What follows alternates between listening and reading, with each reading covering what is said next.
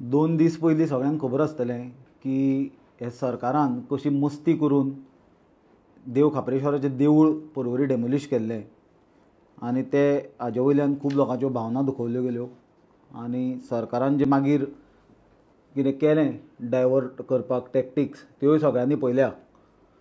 आनी काल आमी पळयलां की जे लोक देवूळ वाटोवपा खातीर ते फुडें आसले आनी तो वडाच्या झाडाचे हातून प्रेमान भायर सरलेले तांचेर सरकारान एक FIR घालपाचो प्रयत्न केलो आनी ते करता आसतना सरकारान दाखोवन दिलें की तांकां जो धर्म हिंदू धर्म आनी हिंदू देवा बद्दल ते सदांच उलयता हे तांकां फक्त राजकीय फायदो घेवपा पुरते आसा म्हणून। कित्याक जे लोक आपले धर्मा खातीर आपल्या आस्थे खातीर थंय वचून ते देवूळ वाटोवपाचो प्रयत्न करताले अशा लोकांचेर तांच्यांनी FIR काल रेजिस्टर केली।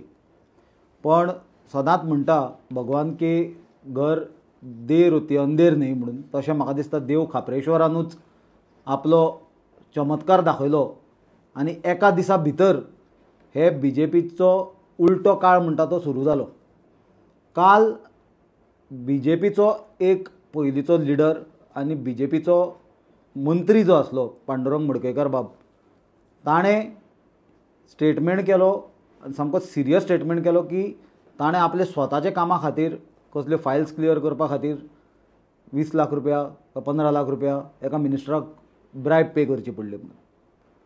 हो गंभीर आरोप ताणें केलो अशे वेळार जे वेळार BJPचो नॅशनल लिडर BL संतोश गोंयान आसलो आनी म्हाका दिसता ताणें BL संतोशाकूय एका तरी ताजे कडेन मिटींग करूनच भायर येवन ताणें हो आरोप मिडियाच्या मुखार केला। सो आमकां खात्री आसा की ताणें तें नांव कोण तो मंत्री हें BL संतोशाकूय सांगलां आसतलें। त्याच प्रमाणे म्हाका दिसता मुख्यमंत्री आनी बाकीच्यांकूय कळ्ळां आसतलें। पयलीं म्हणल्यार क्रिटिसायज करता आमी स्ट्रॉंगली BJP सरकाराक की इमिजिएटली आज 24 वरां जायत आयलीं हे घटनेक जाल्यार अजून पर्यंत ताजेर कसलेच BJPच्या सायडींच्यान ऑफिशियल म्हणल्यार जे स्टेप जाय आसले सरकाराच्या सायडींच्यान इमिजिएटली FIR रेजिस्टर जावपाक जाय आसली। कित्याक ही सारकी तुमचोच BJPचो मंत्री सांगता की आपणें आतां कॅबिनेटान आसलेल्या मंत्र्याक 15-20 लाख रुपया ब्रायब दिल्या, ही सामकी गंभीर गजाल आसा।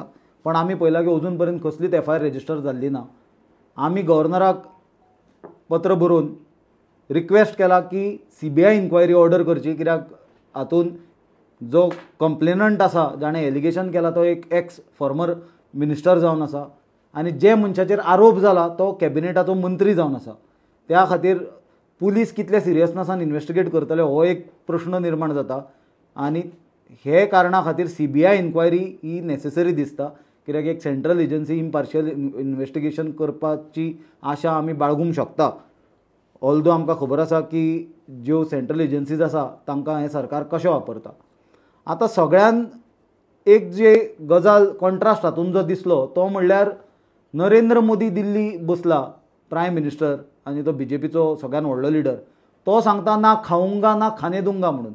आनी हांगा गोंयान BJPचे भ्रश्टाचाराचे गटार व्हांवतात ते ओवरफ्लो जावन व्हांवपाक लागला। आतां ते लोकांक जनतेक लुट्टाले ते लुट्टाले, आतां ते स्वताच्या आमदारांक माजी आमदारांक आनी माजी मंत्र्यांकूय लुटूंक पडल्या आनी अशी परिस्थिती निर्माण जाल्या की ते परिस्थितीन म्हाका दिसता आज सगळे कडेन एक कन्फ्युजनाचें वातावरण निर्माण जालां।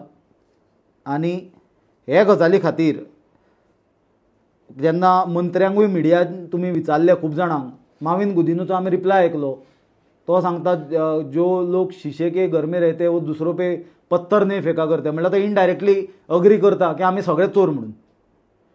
हाजो अर्थ होच जालो न्हय।